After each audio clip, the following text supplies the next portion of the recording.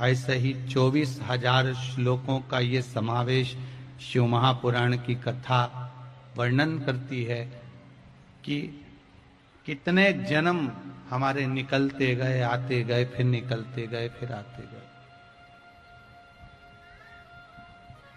जन्म और मरण के प्रपंच से हम छूटे नहीं। पर इस मनुष्य की देह को पाने के बाद कोई कर्म ऐसा कर कर जाना, मानव का शरीर पाने के बाद कोई कर्म हमारे जीवन का ऐसा कर कर जाए जिसके बल पर हमें वापिस मानव का शरीर मिले ना मिले उसका गम नहीं, पर भगवान से ऐसी प्रार्थना कर कर जाना कि अगला अगर जन्म मिले तो बस शिव महापुराण की कथा बारंबार श्रवण करने को मिले। ऐसा जीवन हमको प्राप्त, ऐसा जीवन हमको मिल जाए।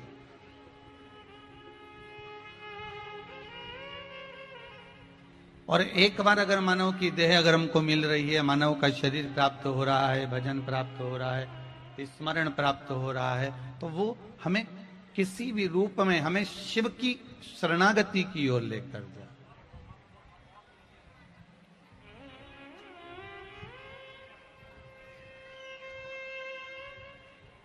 हमें भगवान शंकर की शरणागति की ओर लेकर जाए।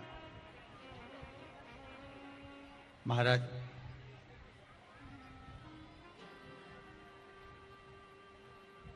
अगर मनुष्य का शरीर अगर देवताओं को भी मिला है ना, तो उनके पीछे भी चिंता लगी हुई थी, उनके पीछे भी टेंशन लगा हुआ था। आप उठाकर भगवान के स्वयं के चरित्र को देख लीजिए। मानव का जन्म अगर मिला है तो चिंताएं तो हमें व्यापेगी, टेंशन तो हमको रहेगा।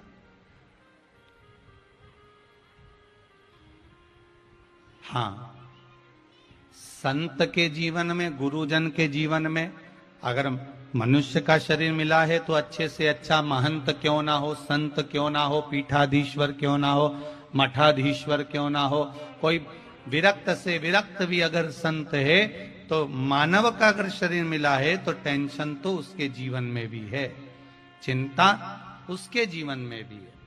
और अगर साधारण सा एक मानव है जो 2 रोटी खा रहा है, व्यापार कर रहा है, व्यवसाय कर रहा है, दुकान चला रहा है, हाथ गाड़ी चला रहा है, साइकिल रिक्शा चला रहा है, ठेला चला रहा है, पान की दुकान चला रहा है, एक साधारण सा व्यक्ति, मनुष्य का अगर जन्म मिला है, मानव का शरीर मिला है, साधारण से साधारण मानव को भी मानसिक टेंशन, जीवन में चिंता तो रहेगी।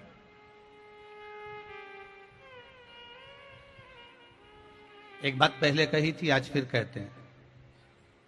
घर में हाफ सेट है, घर में डिनर सेट है, भोजन का सेट, घर में सोफा सेट भी है, पर घर में हीरे का सेट भी है, सोने का सेट भी है, हाफ सेट भी है, फुल सेट भी है, डिनर सेट भी है, सोफा सेट भी है, पर कितने भी सेट इकट्ठे कर लिए, पर मनुष्य अपसेट है। मनुष्य सेट नहीं है, मानव जीवन अगर मिला है तो अपसेट ही है। सेट बहुत इकट्ठे कर,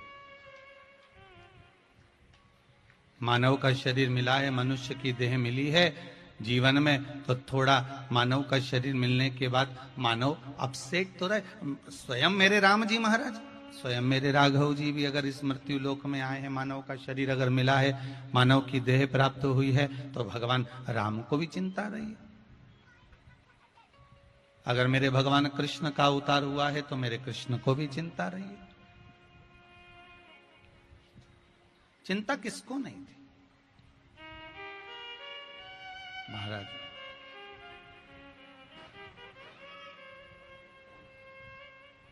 रुक्मणी मैया भगवान कृष्ण की 16,108 रानियों में से एक, पटरानियों में से एक। अब जरा देखिए कि भगवान कृष्ण की रानी होने पर, पटरानी होने पर भी उनको चिंता थी।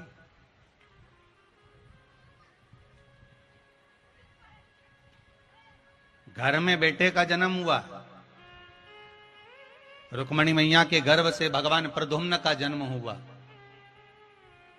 श्रीमद् भागवत कथा कहती है घर में बेटे का जन्म हुआ और बेटे का जन्म होने के बाद 10वें दिन ही बेटे का हरण हो गया।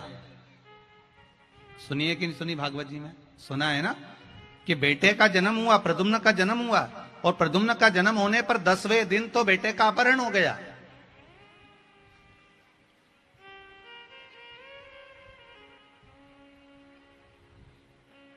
केवल 10 दिन का था बेटा और केवल 10 दिन के उस बेटे का हरण हो गया था, केवल 10 दिन का।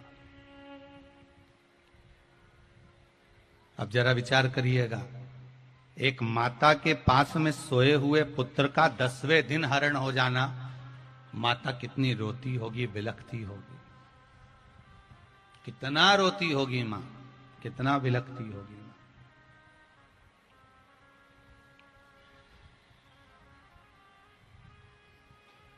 और केवल ज्यादा बड़ा भी नहीं था, केवल 10 दिन का, कितना बिलखना होता।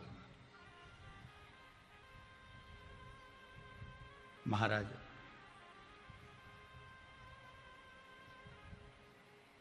खूब चिंता माता रुक्मणी के जीवन में आई। आपको लगता है कि केवल टेंशन में आप रहते हो, आपको लगता है कि चिंता में आप रहते हो। शिव महापुराण की कथा कहती है मानव का शरीर मिला है, चिंता हर एक मानव के जीवन में रहेगी, टेंशन हर एक मनुष्य